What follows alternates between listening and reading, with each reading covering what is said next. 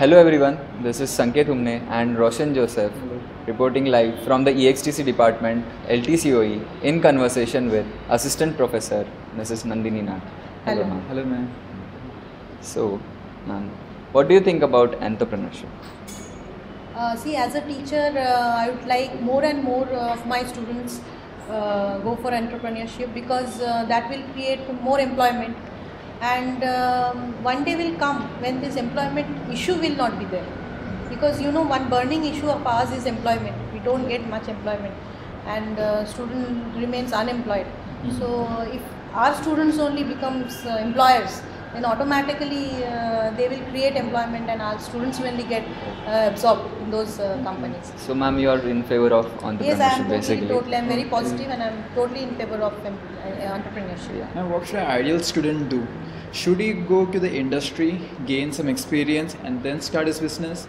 Or should he directly go with his idea and start his business? See, as a student, they have vast, what you can say, a lot of ideas they have, and to start with the idea is not enough, because to implement that idea, that particular student will need funds and all. So in that case, what the student can do, they can go to an industry, okay, work with them, and then maybe he can get some more ideas, or he can pursue his own idea as well, but get some knowledge from the industry, how our industry works, and then they can start up.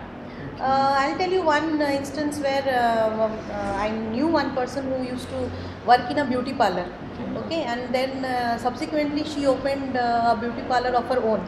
So what she did is she went to that parlor, and she worked as an employee, okay, and she found the positive plus minus whatever, and then she started her business on her own, and maybe in an enhanced way she started.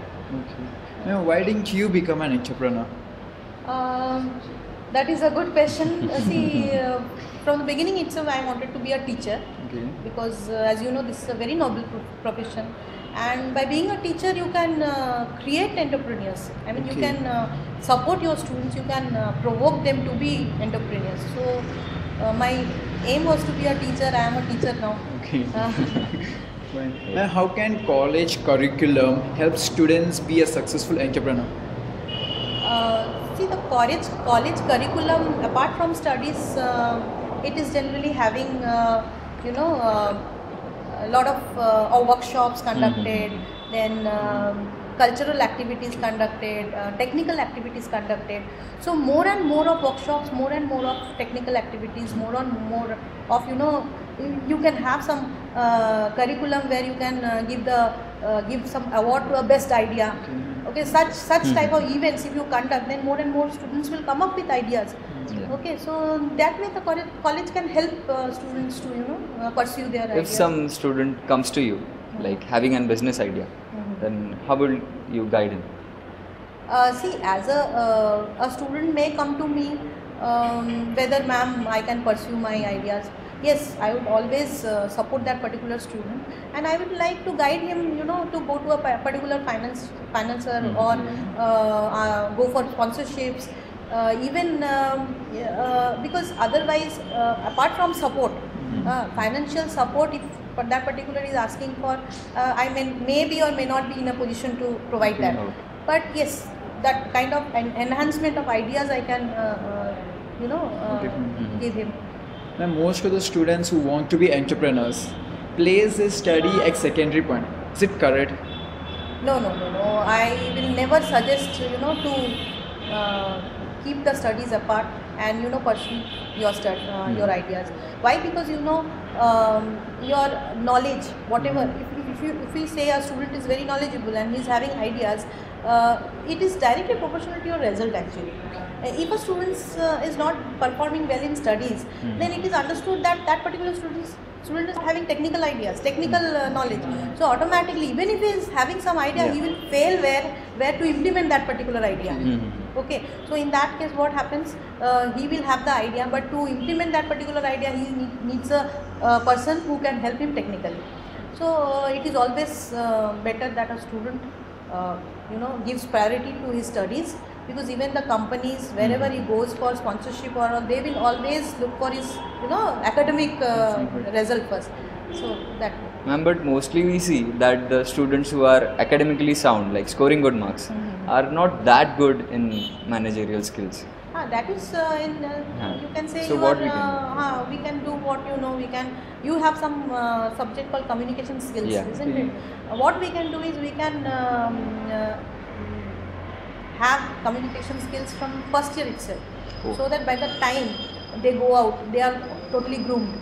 More and more of presentation, because what I understand by communication skills, you may have group discussions, you may have presentations.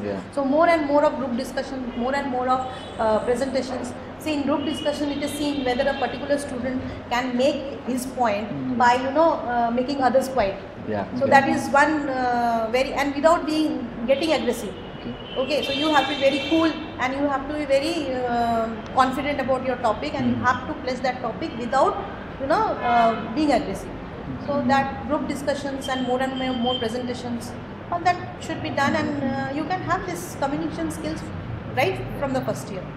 Okay, ma'am. So, like, we have started a ECell in our college. Like, you are aware of that.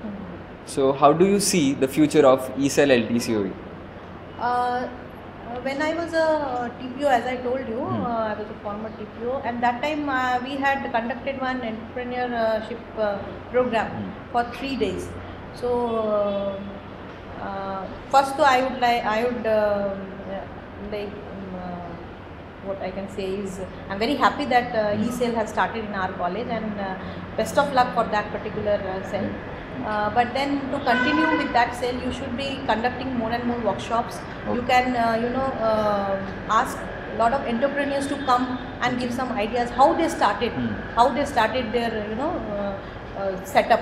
So you can ask them to come to our college and encourage our students to be entrepreneurs. So as I told you, I know one of our students, didnt. You can call him also and you can this way you can continue your ECell. I think and I mean lot of things you can do in ECell. Sure, and on a closing note, a message you would like to give to the, let's say, 3,000 budding students of our college and who aspire to become an entrepreneur.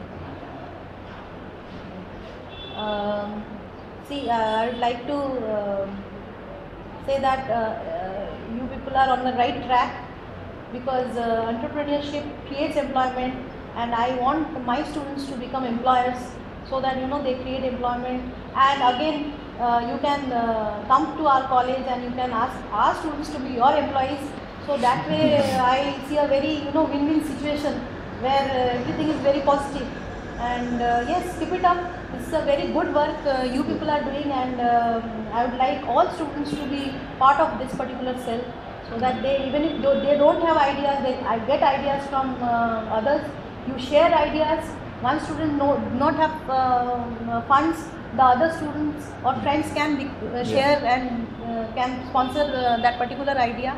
Long way to go. Sky is the limit, I can say. So all the best. Thank you so much, ma'am. This was LTCOE ECell live from the EXTC department. Thank you so much. Thank you.